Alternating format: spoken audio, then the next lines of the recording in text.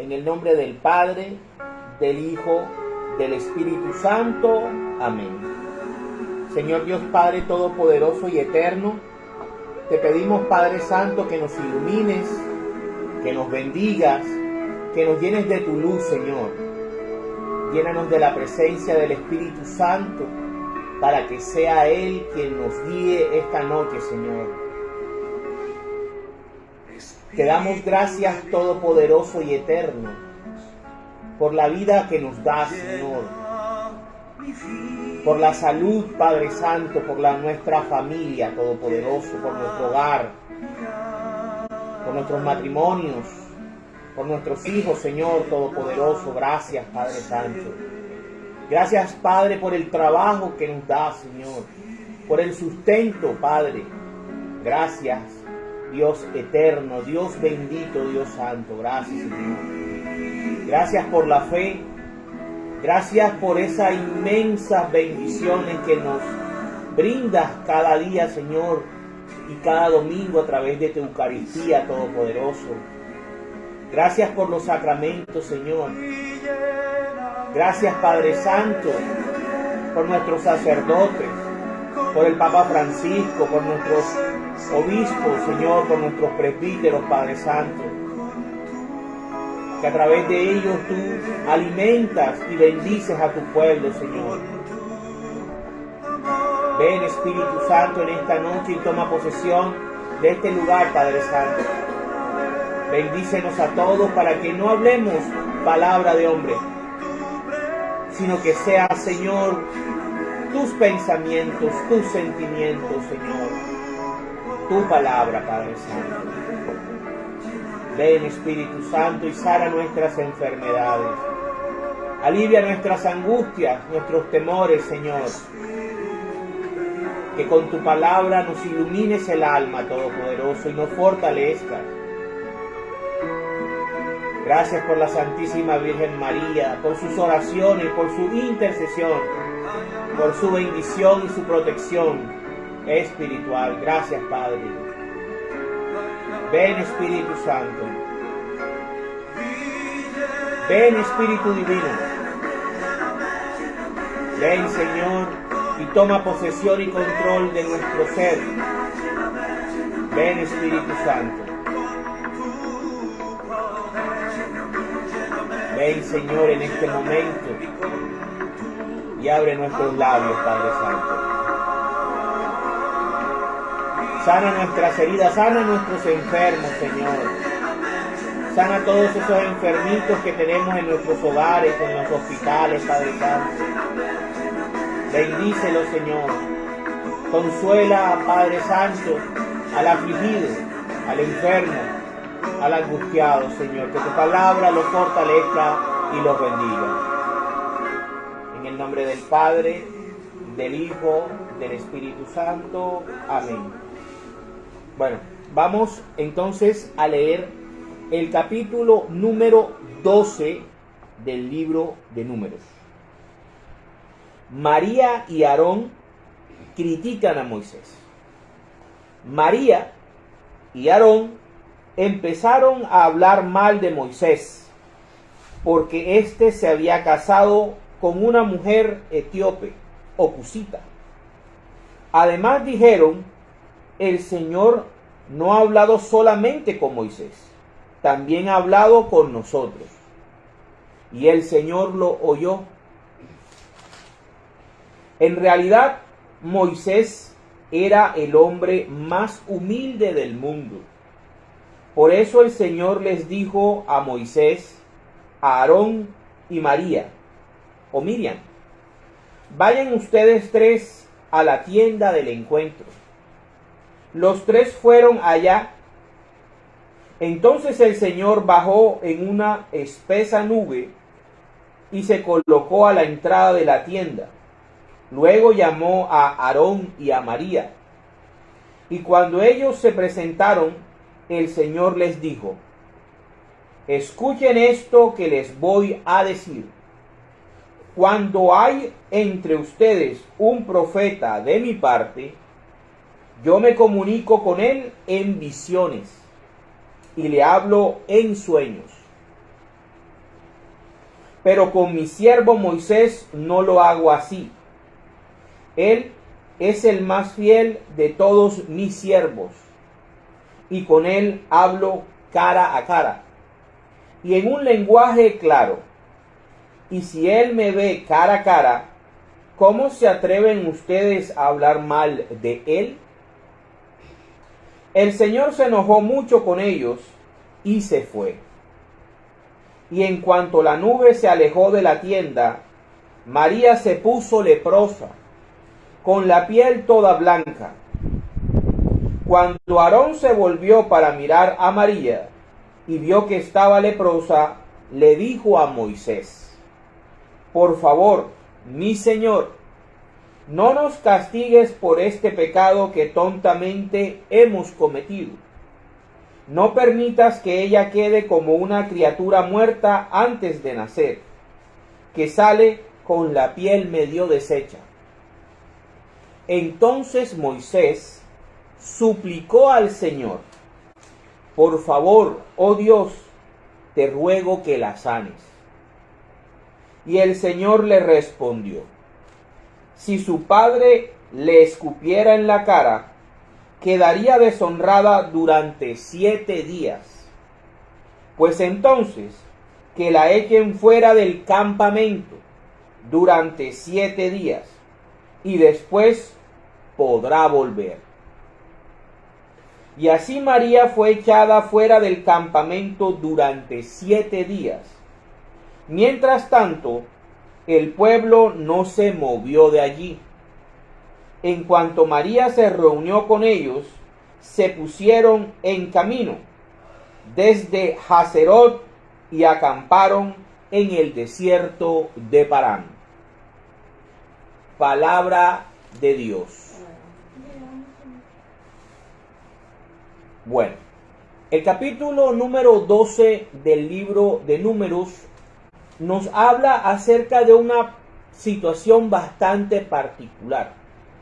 Y es el caso en el que Miriam o María, junto con su hermano Aarón, empiezan a murmurar y a criticar a su hermano menor Moisés.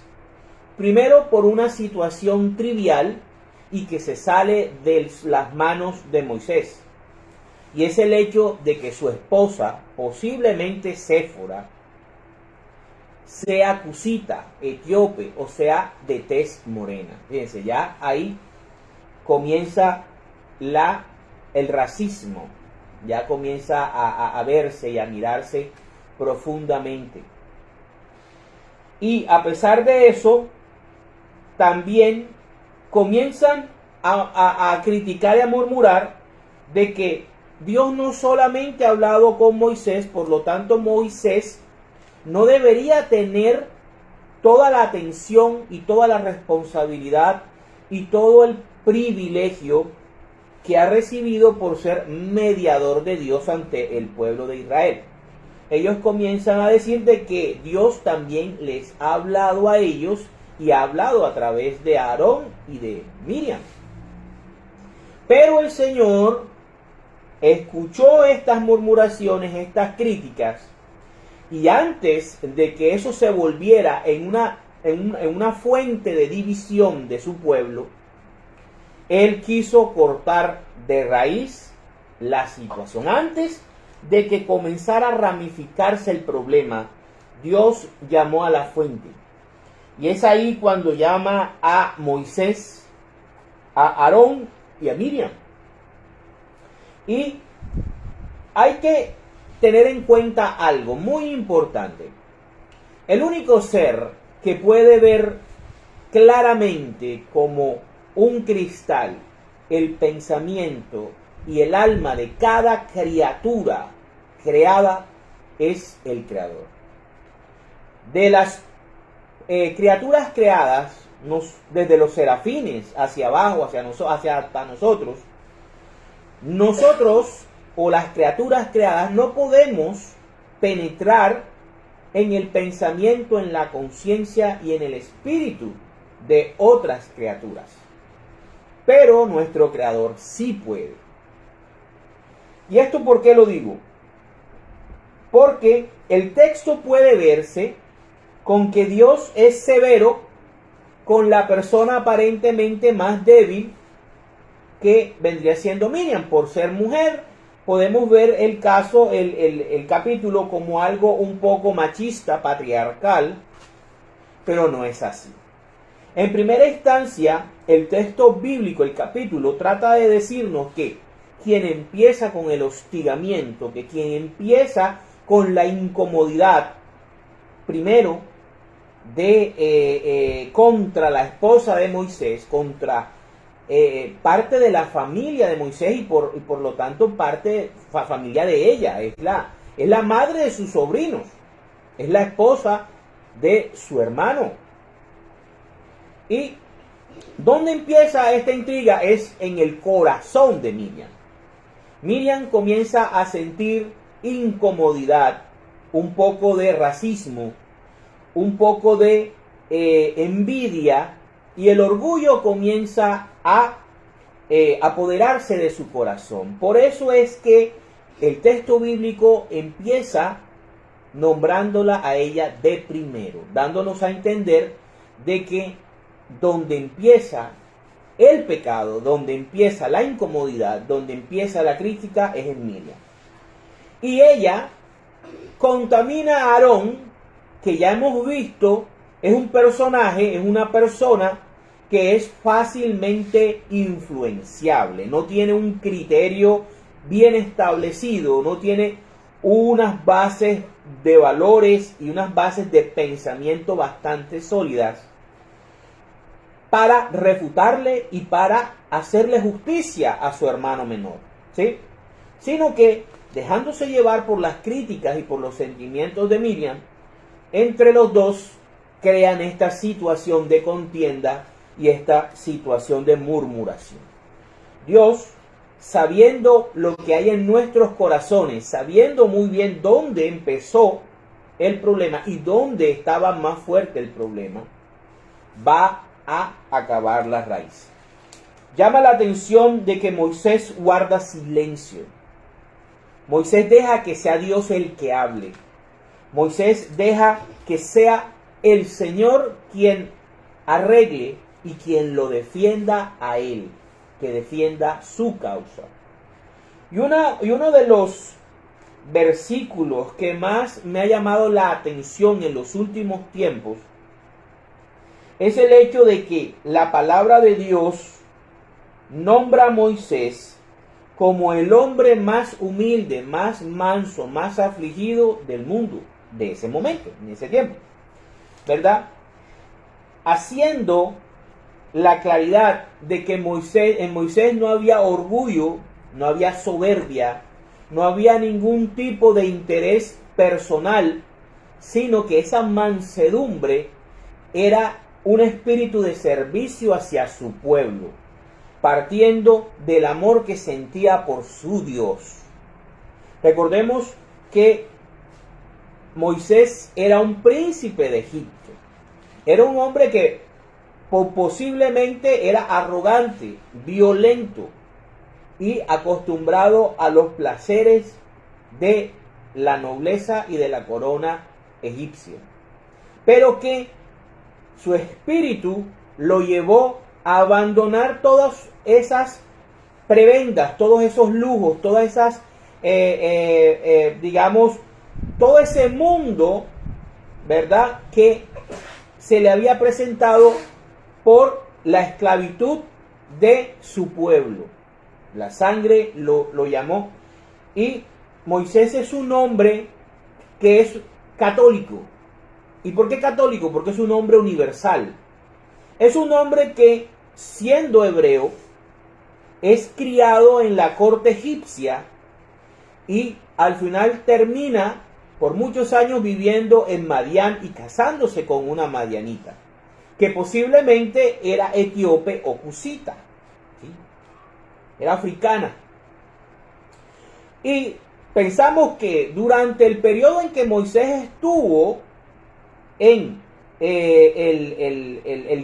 la corte de Faraón, tuvo mucho contacto con muchos pueblos. Eso lo preparó a él para ser un hombre abierto, para ser un hombre que aceptara todo tipo de seres humanos, todo tipo de personas.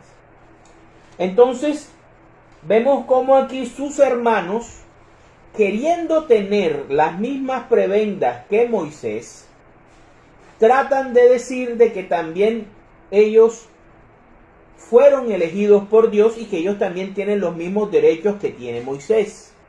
¿Ya? Están buscando, no es un interés de servicio al pueblo, es un interés personal, egoísta, de orgullo. Y eso es lo que Dios quiere acabar desde el principio. A mí me gusta este capítulo porque me llama mucho la atención la forma como Dios defiende a Moisés. ¿Cómo es Dios ante el silencio de Moisés? ¿Cómo Dios defiende a su profeta y les dice el por qué está escogido y por qué él es especial? Él le va a responder a Miriam y Aarón que cuando hay profetas en nombre de él se manifiesta a los profetas a través de visiones y a través de lenguajes figurados. Vemos a Daniel, vemos a Ezequiel, vemos a Zacarías, vemos a Jeremías, vemos una cantidad de profetas. El mismo Juan, que escribió el Apocalipsis, también vemos cómo Dios se manifiesta a través de símbolos, signos. Pero aquí Dios es especial, tiene una forma de hablar tan hermosa para nosotros, porque lo defiende con un cariño y lo defiende con un conocimiento y una intimidad, cuando dice de que él no habla con Moisés de la misma manera como habla con los demás profetas. Con Moisés habla de una forma de cara a cara. O sea, no es que Moisés vea la figura de Dios, no es que Moisés está viendo la forma real de Dios, sino ese cara a cara significa: yo hablo con él como un amigo, yo hablo con él con confianza, yo hablo con él con camaradería, yo hablo con él confiando en él. Yo sé que él es pecador, yo sé que él tiene su carácter, yo sé que él tiene fallas. Lo vimos en el capítulo anterior, el capítulo 11. Pero fíjense cómo Dios es fiel a ese amor y a esa confianza, y conociendo el corazón de cada uno de ellos.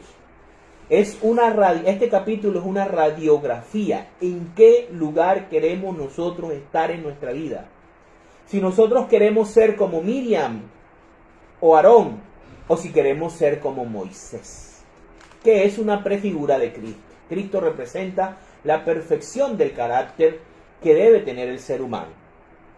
Entonces aquí vemos cómo Miriam se incomoda, cómo Miriam, partiendo del orgullo, de la soberbia, del racismo, ¿verdad?, comienza a incomodar su alma, comienza a incomodar su corazón y comienza a enfermar su espíritu.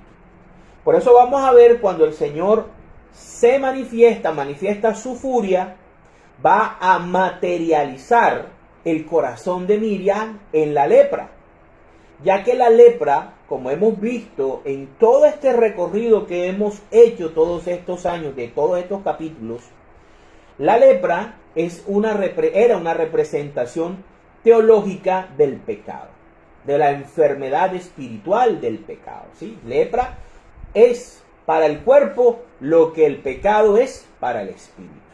Entonces Dios quiso mostrarle a Miriam cuál era el estado, la condición de su espíritu, cómo se había dejado llevar por la soberbia, por el orgullo y por el interés propio.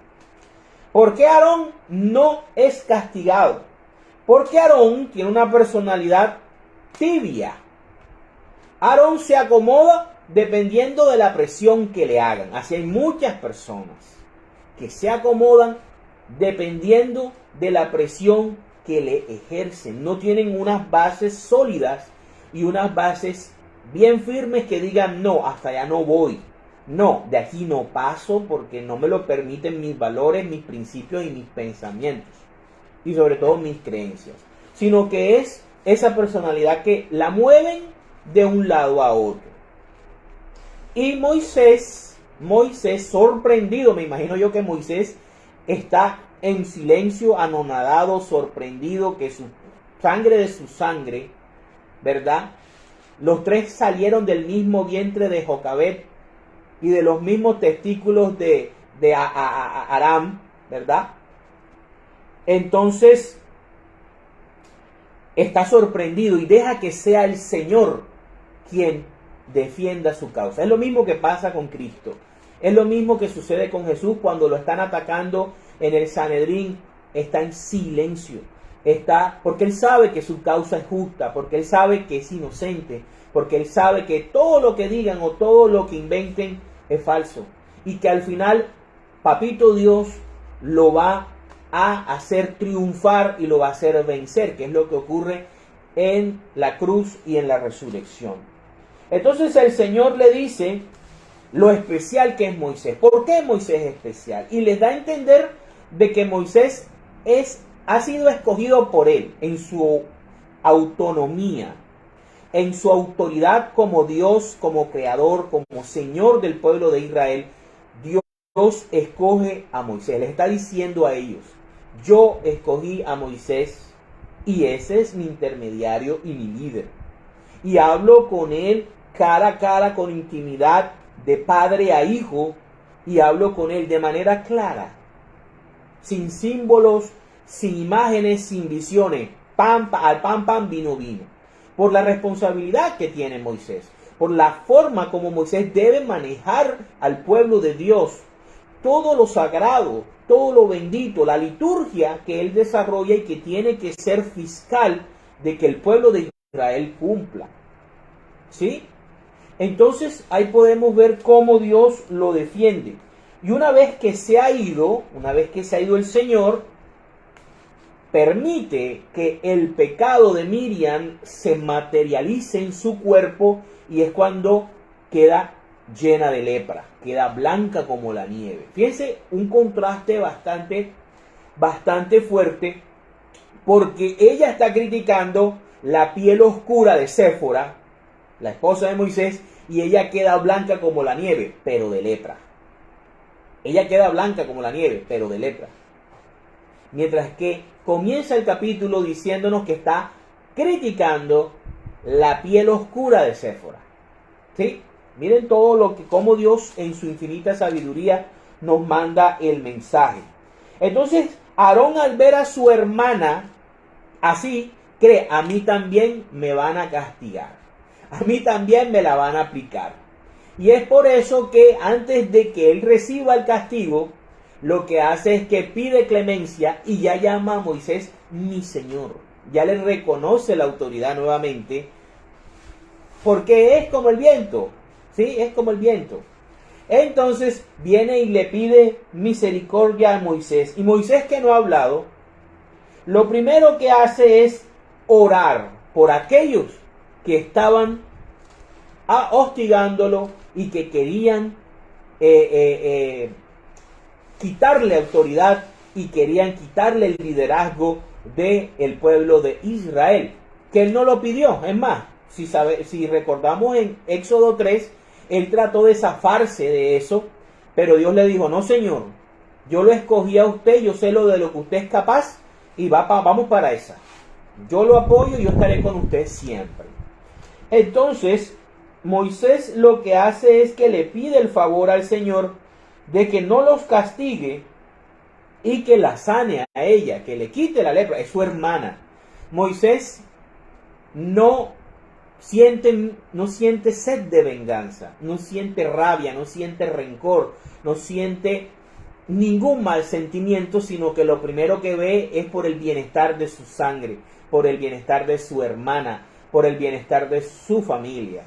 Y entonces, atendiendo a ese amor que surge de un corazón manso, de un corazón humilde, le pide al Todopoderoso que sane a su hermana. Pero ¿qué le dice el Señor en su divino y perfecto juicio? Si su padre la escupiera, ella tendría que estar 7 días apartada. Y 7 días va a estar ella apartada del campamento con la lepra.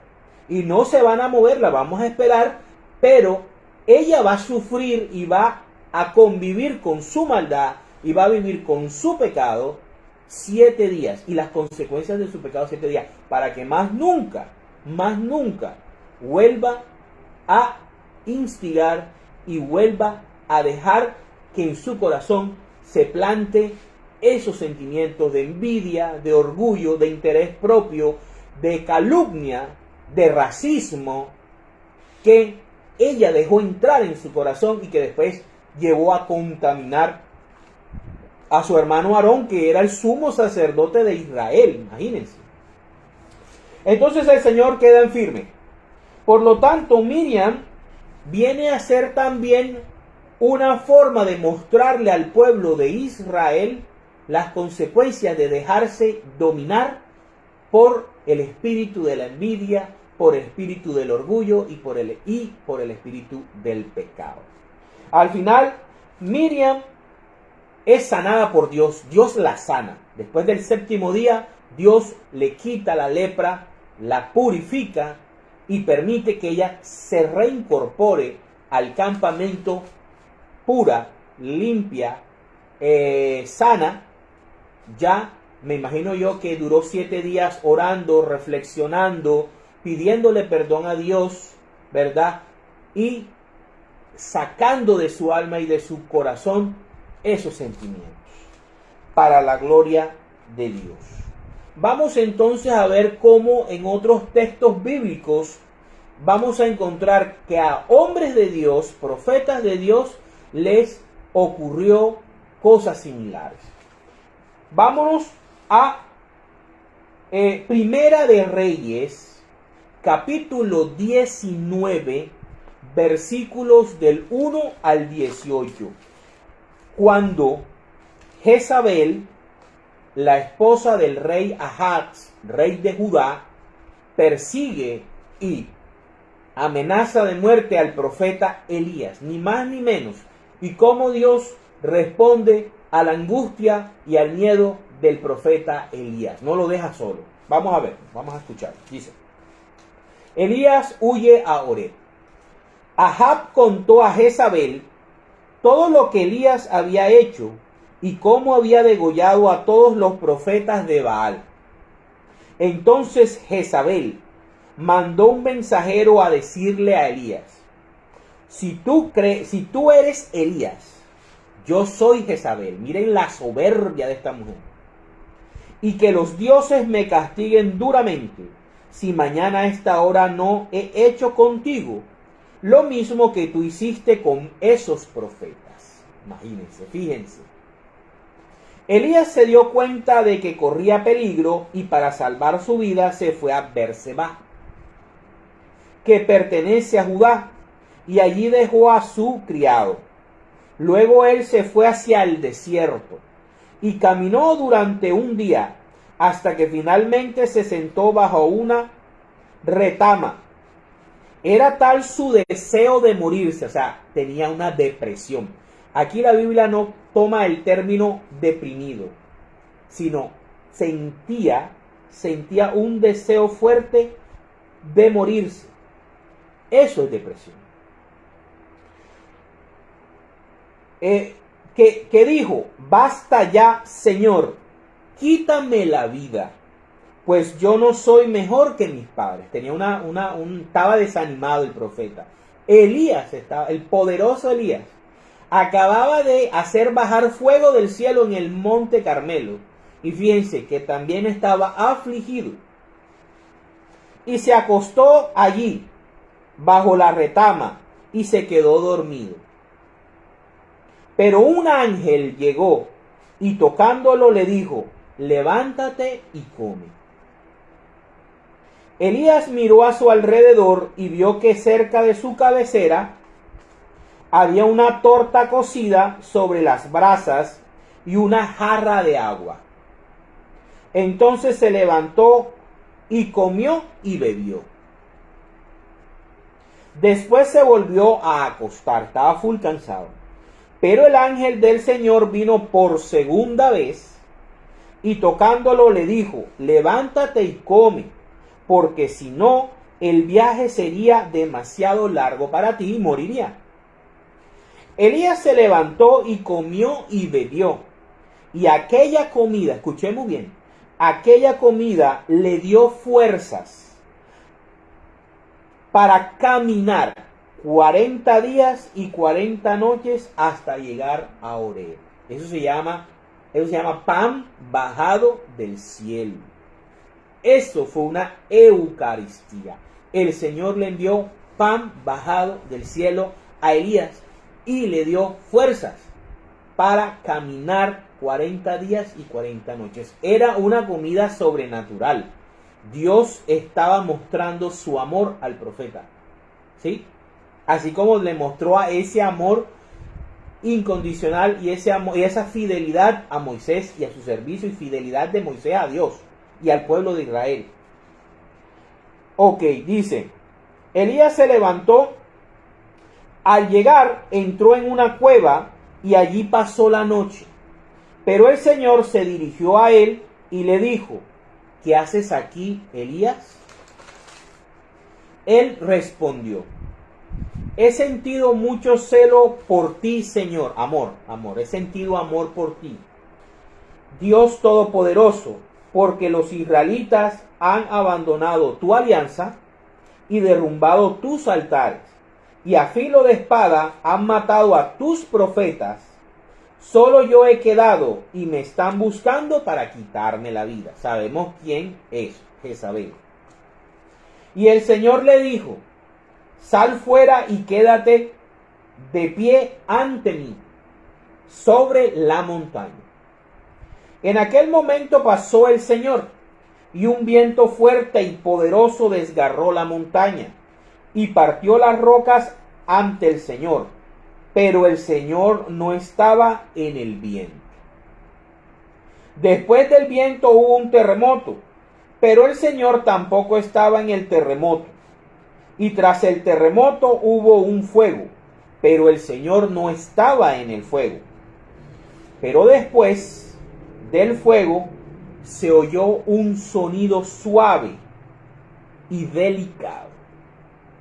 Al escucharlo, Elías se cubrió la cara con su capa y salió y se quedó a la entrada de la cueva. En esto llegó a él una voz que le decía, ¿qué haces ahí, Elías? Él contestó por segunda vez, he sentido mucho celo por ti, o sea, amor, tengo rabia porque te han abandonado, tengo rabia porque la gente te ha abandonado, tengo rabia porque te amo tanto que no soporto que otros no te amen como yo te amo. Eso es lo que le está diciendo Elías a Dios. Fíjense. Dios todo, porque los israelitas han abandonado tu alianza y derrumbado tus altares, y a filo de espada han matado a tus profetas.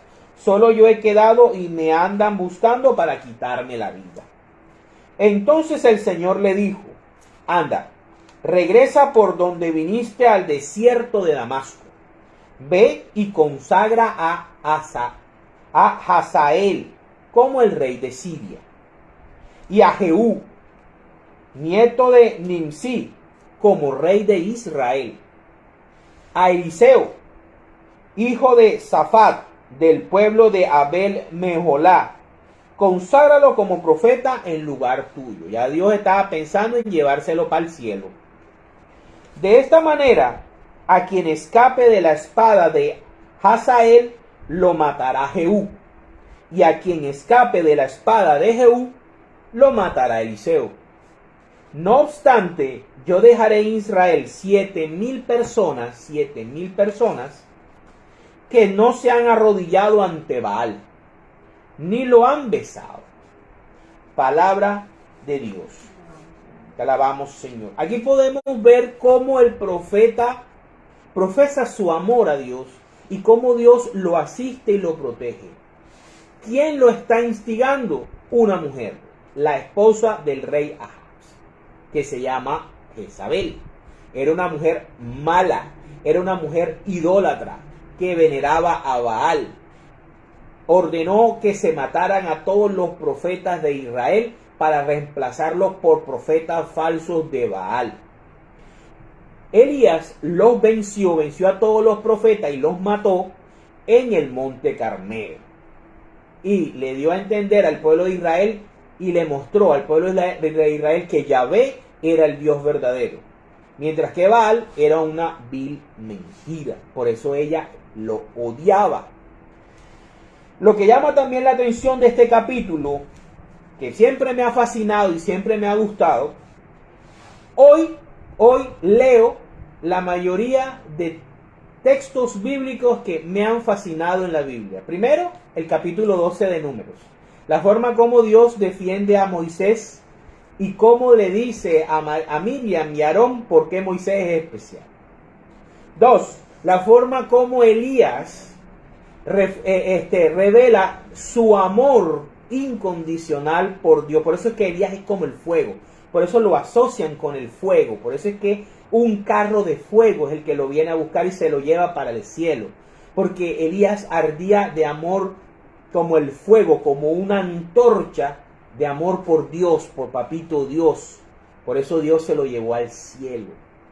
Por eso es que María y Elías es un precedente de la asunción de la Virgen María. El que no crea, porque no está escrito explícitamente en la Biblia que la Santísima Virgen María no subió a los cielos, no se la llevaron para el cielo, no nos puede decir que eso no es posible, porque sí es posible, porque Enoc y a Elías Dios se los llevó para el cielo. Ahora imagínense a la madre del Señor, la madre del Verbo encarnado, no se la van a llevar para el cielo. Eso solamente se lo creen aquellos que están en contra de la Virgen María. Pero, Y lo otro hermoso que nosotros podemos ver de este capítulo es el hecho de que Dios no está en las cosas estrombóticas, no está en las cosas fantásticas, no está en las cosas que esperamos en las que Él esté, sino que está en un suave sonido, en un suave susurro, como lo es su carácter. Suave. Él es fuego que consume, pero también es el Señor de la suavidad, es el Señor de la delicadeza, es el Señor de la paz, del silencio. Y el profeta lo entiende así, y así se da cuenta cuando está en la presencia de Dios y con mucha reverencia se oculta el rostro para no mirarlo, porque él sabe, Elías sabe que él no es digno de estar en la presencia de Dios, como ninguno de nosotros lo es, ni Moisés tampoco, y Moisés lo sabía muy bien, ¿sí? Vamos ahora a qué es lo que le pasa a esta señora. A la pobre Miriam la dejaron 7 días con lepra fuera del campamento. Vamos a ver qué le pasa a Jezabel. Vámonos a Segunda de Reyes, capítulo 9, versículos del 30 al 37. Dice: muerte de Jezabel. Jehú, uno de los 3 que el Señor había mandado a consagrar, ¿verdad? A Elías en el capítulo 19 de Primera de Reyes, se fue entonces a Jezreel. Al saberlo, Jezabel se pintó sombras alrededor de los ojos y se adornó el cabello. Luego se asomó a una ventana, y cuando Jehú llegó a la entrada de la ciudad, ella le dijo: ¿cómo estás, Zimri, asesino de tu señor?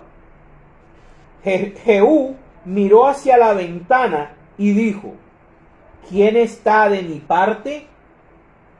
2 o 3 oficiales de palacio se asomaron a verlo, y Jehú les ordenó: échenla abajo.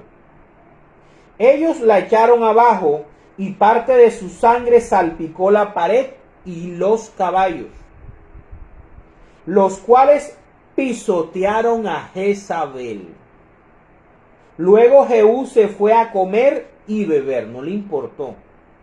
Más tarde Jehú ordenó: encárguense de esa maldita mujer y entiérrenla, porque después de todo era hija de un rey.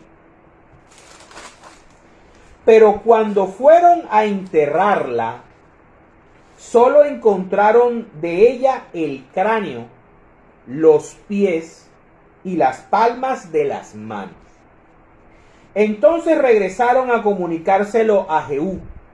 Y Jehú comentó: ya el Señor había dicho por medio de su siervo Elías, el de Tisbé, que los perros se comerían el cuerpo de Jezabel en el campo de Jezreel, y que su cadáver quedaría esparcido como estiércol sobre el terreno del campo de Jezreel, hasta el punto de que nadie podría reconocer sus restos. Palabra de Dios. Vemos cómo el castigo de Jezabel, una de las mujeres más malas de la Biblia, fue horroroso, fue terrible. A Miriam le fue muy bien.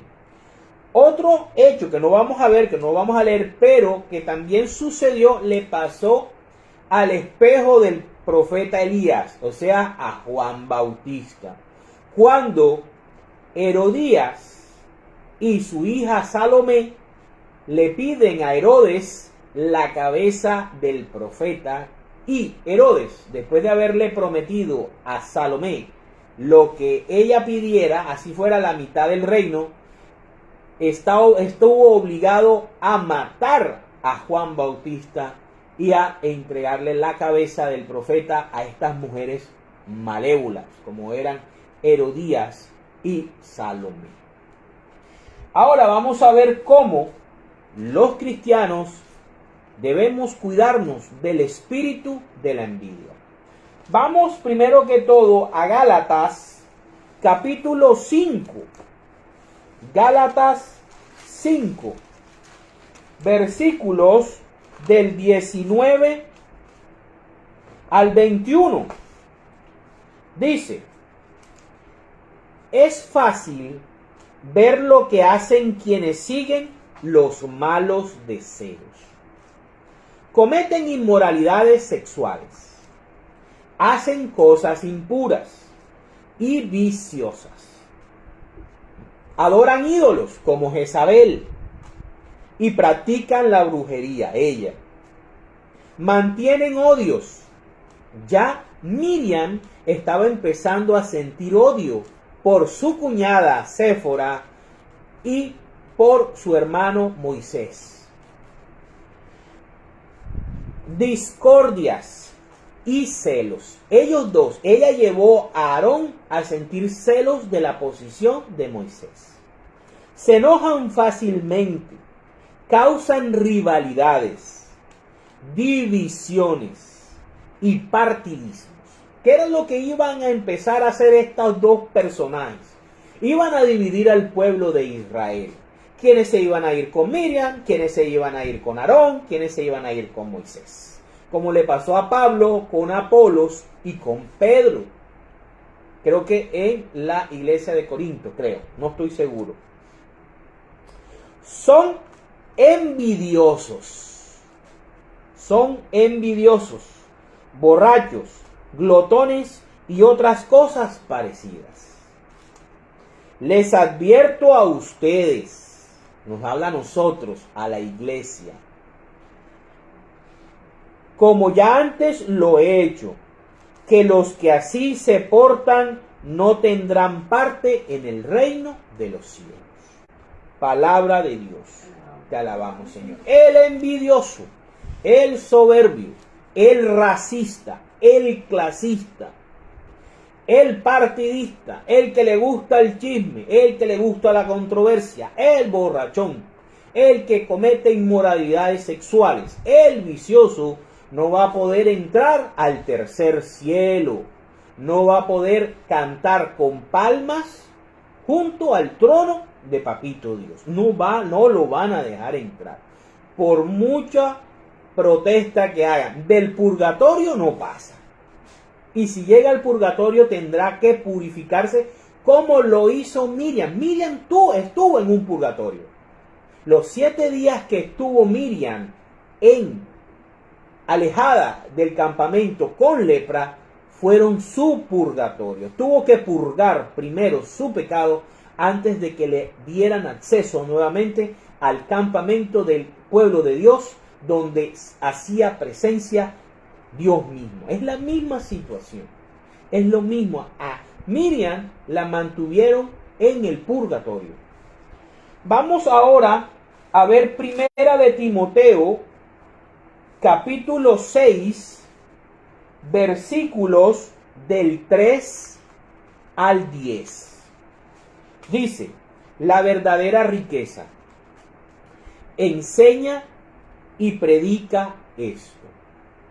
Si alguien enseña ideas extrañas y no está de acuerdo con la sana enseñanza de nuestro Señor Jesucristo, ni con lo que enseña nuestra religión, Pablo está hablando de la religión católica cristiana, de la Iglesia católica. Todo aquel que enseña ideas extrañas y no está de acuerdo con la sana doctrina de la Iglesia católica que dio nuestro Señor Jesucristo, ni con lo que enseña nuestra religión, es un orgulloso que no sabe nada. No lo digo yo. Está escrito en la misma Biblia que ellos mismos dicen que es su única norma de fe. Dice, discutir es en él como una enfermedad. Y de ahí vienen envidias, discordias, insultos. Ya Miriam estaba empezando a insultar la familia de Moisés. Porque cuando ya tú comienzas a criticar, comienzan a criticar a tu esposa, a tu cónyuge, a la persona con la que tú uniste la vida, entonces se están metiendo y te están insultando a ti. Ojo con eso. Insultos, desconfianzas y peleas sin fin entre gente que tiene la mente pervertida y no conoce la verdad, y que toma la religión por una fuente de riquezas. Aquellos que toman la religión solo para hacerse ricos. Y claro está que la religión es una fuente de gran riqueza, pero solo para el que se contenta con lo que tiene, con lo que Dios le da. Cuando tú estás contento o contenta con lo que tienes, con el cónyuge que tienes, con los hijos que tienes, con el hogar que tienes, con tus padres, con el trabajo que tienes, cuando tú estás pleno, la envidia no tiene cabida. Moisés estaba pleno, o sea, sí, estaba aburrido de las quejas del pueblo de Israel, pero él estaba enamorado de Dios. Él estaba enamorado de su trabajo. Él amaba su trabajo, así como Elías amaba el suyo también. ¿Sí? Y Pablo amaba el suyo. Y tanto así que Pablo vivió encarcelado. Y aún encarcelado dirigía a la iglesia y predicaba y hacía las cartas que estamos leyendo ahora. Entonces vemos cómo estas personas se llenan de Dios, reemplazan el espíritu ese que estábamos hablando en Gálatas y que ahora estamos hablando en Timoteo, por un espíritu humilde, un espíritu diferente. Se sienten llenos de Dios, se sienten agradecidos con todo lo que le ha dado Dios y no miran para otras personas ni desean lo de otro, no envidian.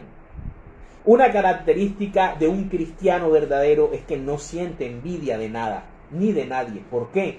Porque está agradecido con lo que Dios le ha dado y sabe de que no se merece nada, pero que la gracia de Dios lo ha bendecido, la ha bendecido, y tiene que ser agradecido y no puede darle cabida a la envidia, al odio, al rencor, al clasismo, al racismo, ¿verdad? Y lo que hace es que vive pleno, vive plena, usa las cosas y sobre todo vive conforme. Una cosa es querer mejorar y tener cosas mejores cada día, que Dios nos lo exige también, pero otra cosa es ser ambicioso de manera lujuriosa. Y esto es lo que nos dice aquí San Pablo. Dice, pero es una gran riqueza solo para el que se contenta con lo que tiene. Porque nada trajimos al mundo y nada podremos llevarnos. Solamente la salvación de nuestro Señor Jesucristo y las obras de caridad que hayamos hecho en este planeta Tierra. Por eso hay que aprovechar la vida. Esta es una sola oportunidad. Si tenemos que comer y con qué vestirnos, ya nos podemos dar por satisfechos. Si tenemos con qué comer y con qué vestirnos, somos reyes. Somos bendecidos. Estamos en la plena. No necesitamos poder ilimitado. No necesitamos ser de la high. No necesitamos estar en todas las fiestas. No necesitamos ser el centro de atención. No, Dios nos llena. Dios nos da la plenitud. Y a partir de esa plenitud en Dios, que la tenía Moisés, que la tenía Elías, que nos la presenta Jesús firmemente, que la llegó a tener Pablo cuando dice, todo lo puedo en Cristo que me fortalece, o cuando dice, todo lo hago por perdido con tal de ganar a Cristo, que lo es todo para mí, que es todo en todos. Es cuando tú te das cuenta que realmente eres rico y estás en la plena, siempre mirando hacia el cielo, que es el norte. Y dice también, en cambio, los que quieren hacerse ricos caen en la tentación como en una trampa y se ven asaltados por muchos deseos insensatos y perjudiciales que hunden a los hombres en la ruina y la condenación. Porque el amor al dinero es raíz de toda clase de males. Y hay quienes, por codicia, se han desviado de la fe. Miriam estaba empezando a desviarse de la fe por la codicia, por el poder y la posición que Dios le había dado en su autonomía a Moisés. Y se han causado terribles sufrimientos. Palabra de Dios. Te alabamos, Señor. Y por último, vamos a ver el corazón de Moisés. ¿Cómo estaba el corazón de Moisés en ese momento? ¿Cómo nos damos cuenta nosotros cómo estaba, de qué estaba lleno el corazón de Moisés? Y que Jesús y Pablo después nos los van a confirmar. Vamos a 1 de Corintios, capítulo 13, versículos del 4 al 10. Digamos que el versículo más hermoso y el que define quién es Dios. Si usted quiere saber quién es Dios, capítulo 1 de Corintios 13. Dice, supremacía del amor. Dice, tener amor es saber soportar, es ser bondadoso, es no tener envidia, fíjense, ni ser presumido, ni orgulloso, ni grosero, ni egoísta. Todo lo que estaba teniendo Miriam y Aarón era todo lo contrario que estaba teniendo Moisés. Es no enojarse ni guardar rencor. Moisés no le guardó rencor a sus hermanos, sino que cuando los vio en peligro, rogó al Señor. Dice, no alegrarse de las injusticias, sino de la verdad.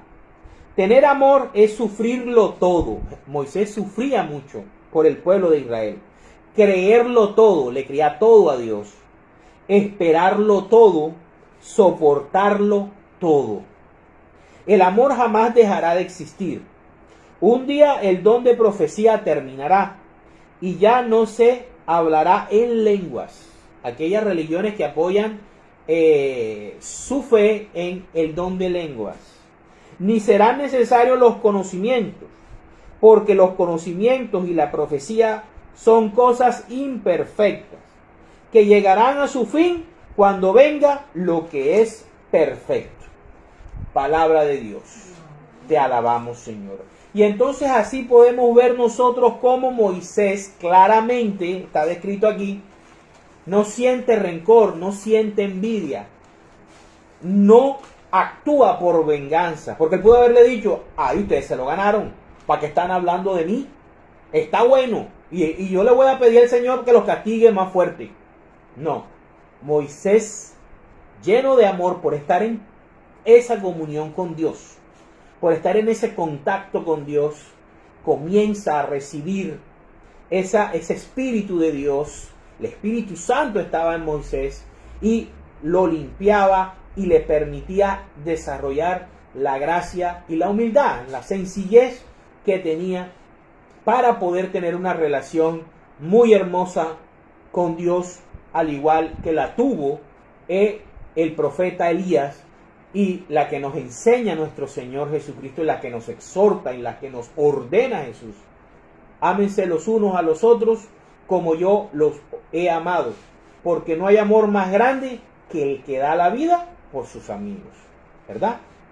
Entonces, ese es el llamado. Cero envidia, hermanos. Cero envidia. El cristiano católico no puede ser envidioso, no puede ser orgulloso, no puede ser egoísta, no puede ser presuntuoso, mucho menos racista. No es difícil. Se nos complica porque cuando vemos diferencias, cuando vemos diferencias, las diferencias nos asustan y las diferencias nos hacen a veces sacar lo peor de cada uno de nosotros. Pero debemos racionalizar y ser conscientes de que todos somos al final criaturas e hijos de Dios, para la gloria de Dios. En el nombre del Padre, del Hijo, del Espíritu Santo.